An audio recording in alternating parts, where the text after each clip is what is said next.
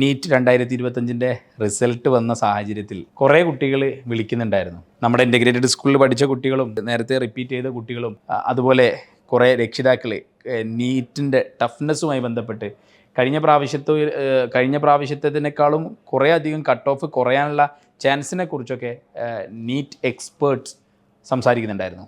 Actually നീറ്റിൻ്റെ question paper നോക്കുന്ന സമയത്ത് ഫിസിക്സ്, ബയോളജി പോലും കെമിസ്ട്രി വിഷയങ്ങളൊക്കെ കുറച്ചുകൂടിയൊക്കെ ടഫ്നെസ് ലെവൽ അല്ലെങ്കിൽ കുറച്ചും കൂടിയൊക്കെ ലെവൽ ഉയർന്നതായിട്ട് നമുക്ക് കാണാൻ വേണ്ടി പറ്റും. അപ്പോൾ പഴയതുപോലെ മുമ്പൊക്കെ നമ്മളൊക്കെ ചെയ്യുന്ന സമയങ്ങളിലൊക്കെ അല്ലെങ്കിൽ നമ്മുടെ നമ്മളെന്ന് പറയുമ്പോൾ കൂടെയുള്ളവരൊക്കെ ചെയ്യുന്ന സമയത്ത് നീറ്റ് ഇതേ ഒരു പാറ്റേണിലായിരുന്നു പലപ്പോഴും ചോദിച്ചിട്ടുണ്ടായിരുന്നത്. കുറച്ചുകൂടിയൊക്കെ ടഫ്നെസ് ലെവൽ കൂടിയിട്ടായിരുന്നു എക്സാം ഉണ്ടായിരുന്നത്.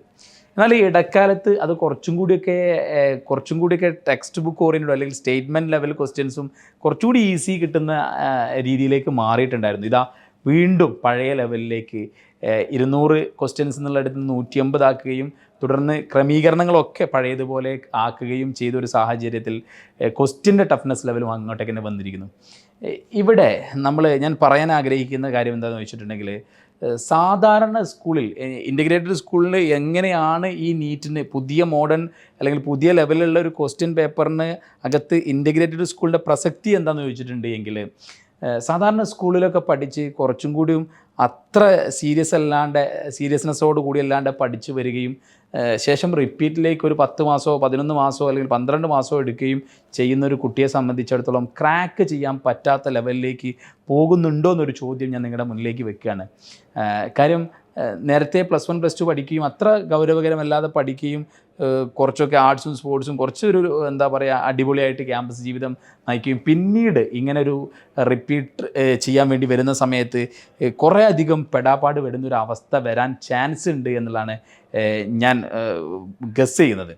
അപ്പം ഇതിനെ എങ്ങനെ മറികടക്കാമെന്ന് വെച്ചാൽ അതിനുള്ള ഏറ്റവും നല്ല വഴിയാണ് ഇൻ്റഗ്രേറ്റഡ് സ്കൂളിംഗ് എന്നാണ് എനിക്ക് പേഴ്സണലി നിങ്ങളോട് പറയാനുള്ളത്.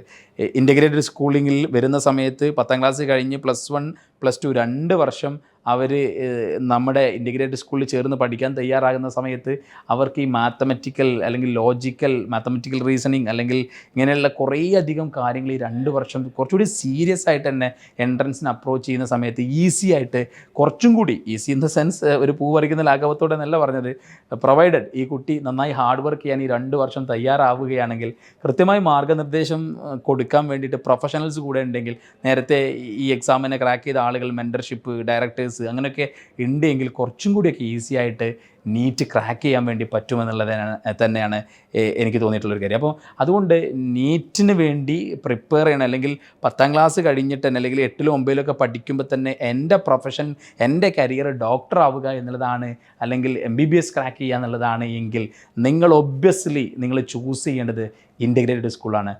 അവിടെ JEE ആണെങ്കിലും ഇതുപോലെ തന്നെ എഞ്ചിനീയറിംഗിലേക്ക് വരികയാണെങ്കിലും IITയിലോ NITയിലോ പഠിക്കണമെന്ന് വിചാരിക്കുന്ന കുട്ടികളാണ് എന്നെ കേൾക്കുന്നത്, കാണുന്നത് എങ്കിൽ തീർച്ചയായിട്ടും നിങ്ങൾ ചെയ്യേണ്ടത് ഇൻ്റഗ്രേറ്റഡ് സ്കൂളിംഗ് തിരഞ്ഞെടുക്കുക എന്നുള്ളതാണ്. അവിടെയാണ് ഡോപ്പയുടെ ഇൻ്റഗ്രേറ്റഡ് സ്കൂൾ പ്രൊഫഷണൽസ് ലീഡ് ചെയ്യുന്ന സ്ഥാപനമാണ് ഡോപ്പയുടെ ഇൻ്റഗ്രേറ്റഡ് സ്കൂൾ.